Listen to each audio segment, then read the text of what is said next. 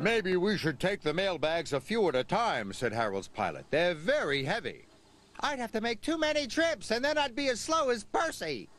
And so they loaded all the mail into Harold's net at once. And the engineer continued to work on the signal.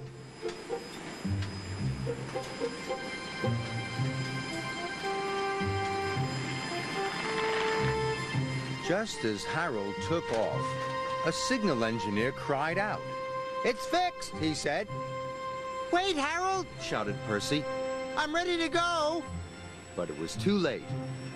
Harold had already taken off.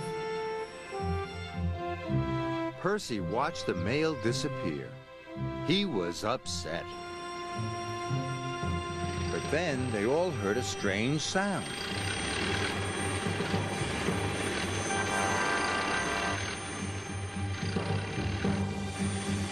Watch out for those trees, Harold, cried his pilot.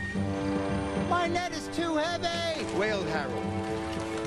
Harold is in trouble, Percy cried. We must try to help him.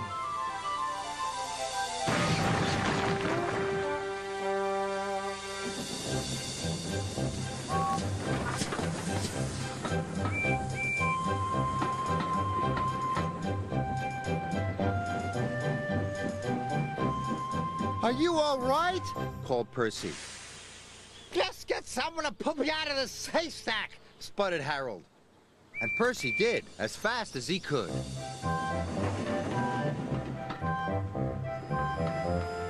The next day, Harold's engine was fixed and he was flying again. Percy was very pleased to see him. Want to take the mail, Harold? Percy teased. I'll stand by with the rescue team. All the engines tooted, and Harold hovered so low that only Percy could hear.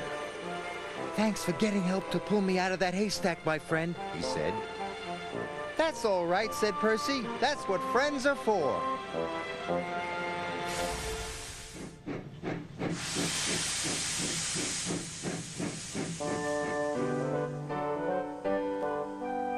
Edward and Henry are friends.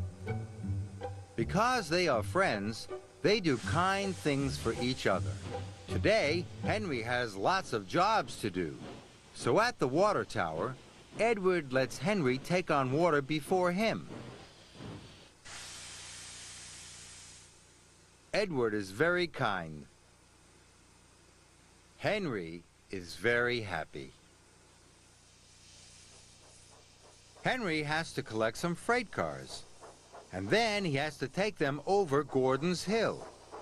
It's not easy getting up Gordon's Hill with a heavy load. So Edward helps Henry.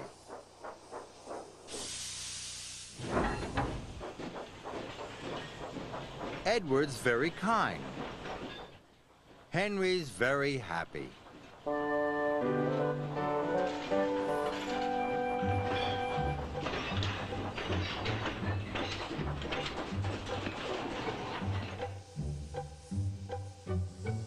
Edward has to wait at this signal.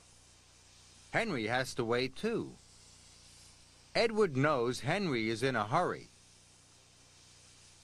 So when the signal turns to green, Edward lets Henry go first. Edward's very kind. Henry's very happy.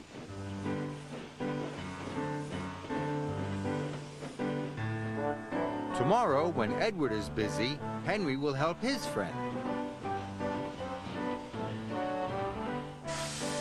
Henry will be very kind, and Edward will be very happy.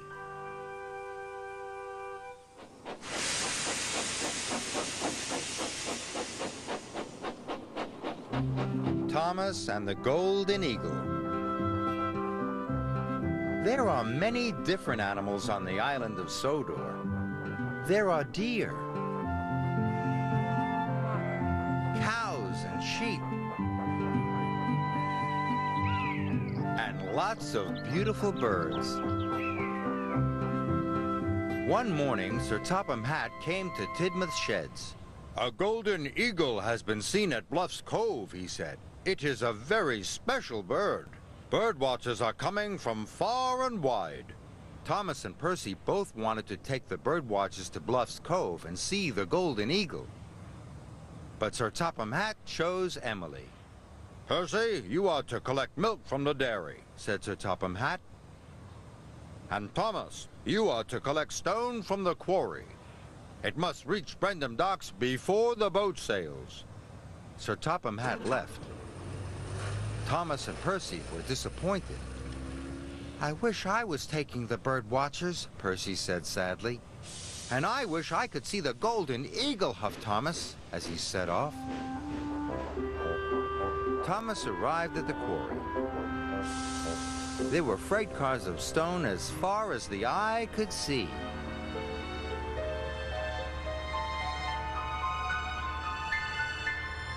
"Cinders and ashes," gasped Thomas. But he soon buffered up and puffed slowly away. Thomas had to stop at the junction to Bluff's Cove. Percy was waiting there. They both watched as Emily cheerfully chuffed past. Her cars were filled with happy bird watchers. "I wish I could go up to Bluff's Cove," Percy puffed. Then Thomas had an idea. Percy liked ideas. "My train is long and heavy," puffed Thomas. "If you take half of my freight cars to the docks before you go to the dairy, I can go and find the Golden Eagle." Percy listened carefully. "Then I will collect the other half of my freight cars, and it will be your turn to go and see the eagle." Percy thought this was a grand idea. Thomas shunted his freight cars into the siding.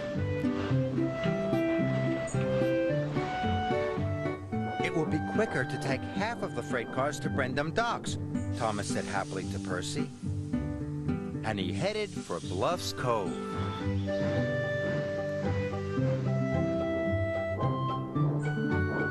Percy buffered up to the train and puffed slowly away with half of Thomas's freight cars.